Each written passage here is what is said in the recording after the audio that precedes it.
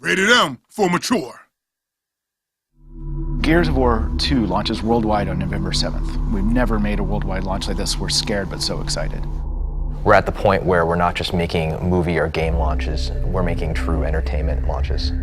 There's guys waiting in line in Seoul and in the West Coast and the East Coast, all getting their copy of Gears of War at the same time, part of a community.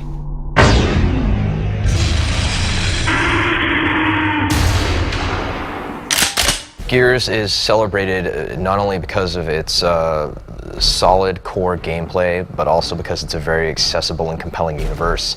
It's a familiar universe, but it's also very over the top and very fantastic. I think the biggest thing you've got to have is you've got to have the larger-than-life stars. You have to have intense action, tons of explosions, tons of gunfire and special effects.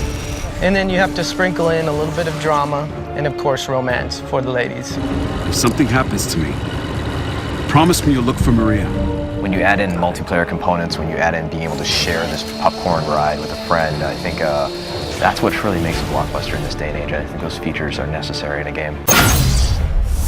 It's true that a lot of video games that have big success aren't necessarily the most artistic or well-delivered stories, but I'm really hoping that with Gears of War 2 we can be both, that we can be a game that millions of people play and enjoy, but that we tell an important story, a story of moral ambiguity, of character and growth. If you think of a movie like The Dark Knight, this is a highly accessible film, action flick, summer popcorn that's got so much story and depth to it. We're working with those guys, the Legendary Pictures guys, on the Gears of War movie, and I would love to achieve that. You know it. Well, let's go chunk some bullets at them grubs. Oh yeah! You can have a great video game property and you can have a movie being made out of it, but until you have a 12-inch action figure that talks when you press a button, that's the magic moment. Nice! The thing that makes a popcorn or an epic film great is the shared experience. And I think when you have video games that are building to these tremendous launches, you're continuing that trend as far as playing it with a buddy right next to you. You're waiting in the midnight launch queue in order to get your hands on, and you're doing it in a virtual form as far as posting on the internet and discussing your experiences with the game. It's like this wild roller coaster ride that's a combination, some kind of mutated baby, of all of your favorite sci-fi, action, horror, and monster movies. But for me, and I know for a lot of people, the biggest thing is the fun you can have with your friends. I love co-op and players being able to play a game, together. I think the difference of skill level between players often varies greatly.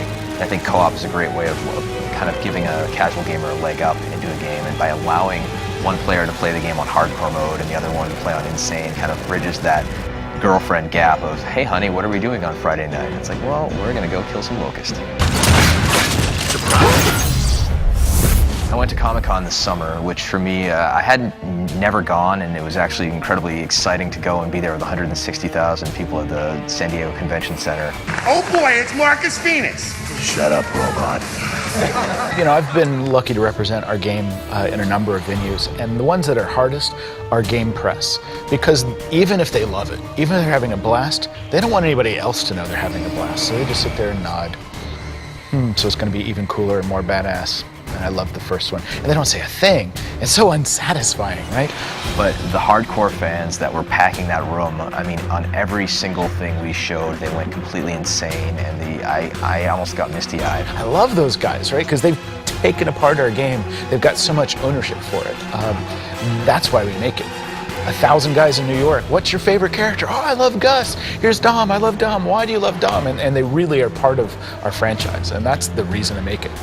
I think we're officially at the point where so much of pop culture is driven by that passionate type of person who will spend the time to build a costume, or they'll build a replica, lance or chainsaw. They'll, get a tattoo of the characters and, do whatever it takes to kind of represent and show how big of a fan they are. And I find that to be the most flattering thing about, the job that we were able to do here making games. The biggest thing for me as an artist and seeing hardcore fans out there is seeing all the Gears of War tattoos. That just blows my mind. That's a lifelong commitment. You're putting permanent ink on your body. Once you see that guy in the Locust costume, like mowing his lawn, or like in the supermarket, like, picking up like milk and looking at it and sniffing it and things like that, I think it'd make a great YouTube video. Well, I think with video game advertising growing up, you traditionally had, back of the box, 10 weapons, 10 enemies, 10 levels, right? And now we're actually selling the theme and the experience as far as a commercial like Mad World or the upcoming Last Day.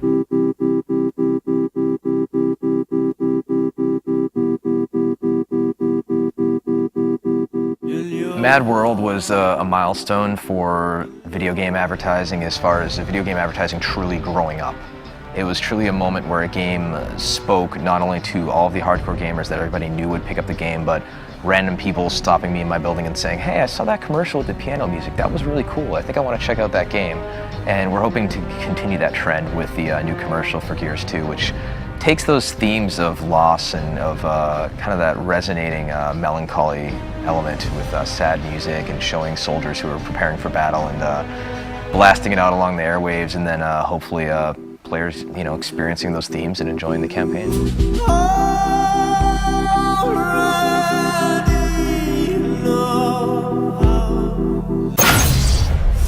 The creator of Princess Mononoke has this great quote, which is basically, if you want to grow your audience, you have to betray part of your current audience, because you have to change what you're doing to expand your audience. And that's scary for us, but we know that as we grow our game, as we change it, someone's going to get pissed off. You killed who?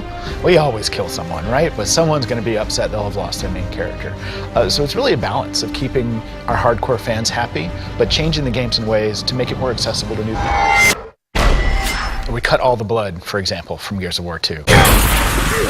Because we just don't want to make a violent game. It scares people off.